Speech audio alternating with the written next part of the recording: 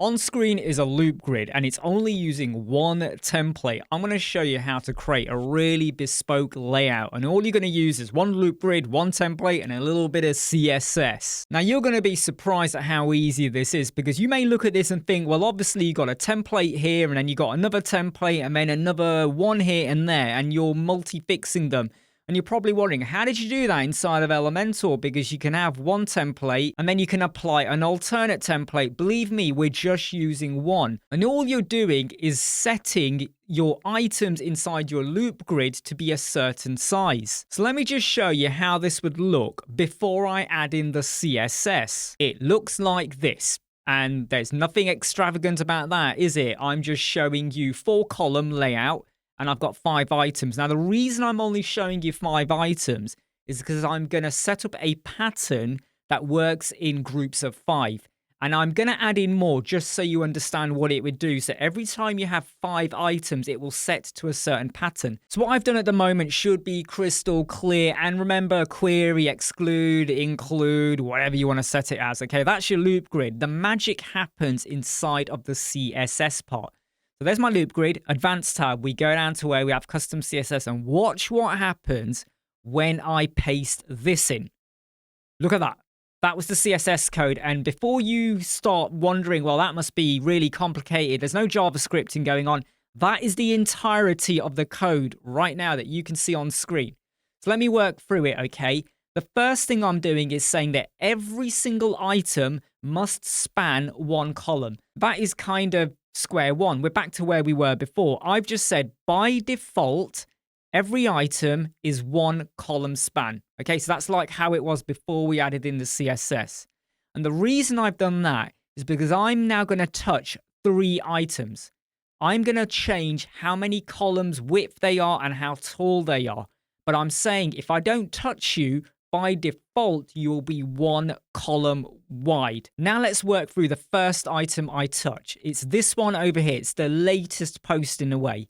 And what I'm saying is that I want this to span 2 columns wide, and I want it to span 2 rows. No, sorry, 3 rows as well.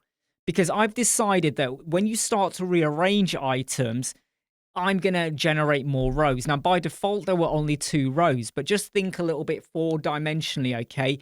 As you start to rearrange items, I mean, look, I could, if I want, just to prove to you, okay, if I was to now go and change this to be 5, that is now 5 rows. I know I got a lot of blank space, but that's where you got to think about how many items are going to fit your particular pattern. So let me pop that back to B3. Now, how did I touch this? Because you'll notice 5n minus 4. So here's where a little bit of mathematics kicks in. N is going to be equal to whatever is the default. N in this case is going to be 1, okay? So 5n is 5 times 1, which is 5, which is why I'm working in patterns of 5. If you were going to have a pattern of 4 or a pattern of 6, where this pattern repeats itself, you would have 6n or 4n. So 5n 5 minus 4, 5 minus 4 equals 1. So the first visible post inside this loop grid. I know it says post 10, but that's because I've got it in descending order. If it was ascending, it would be post 1, okay? So 5n minus 4 is 1. So I've said span 2, 3 rows. And now I've said 5n minus 2, which is 5 minus 2 equals 3. So that's now going to be the third item in the loop grid. I want you to be 1 column wide, but 2 rows tall. And that's this one here. Notice how I did not do 5n minus 3. If I had, that would have been equal to 2, and that would have touched post number 9, because that's the second item. But I don't want to touch it. And because I'm not touching it, by default, it is only 1 column wide.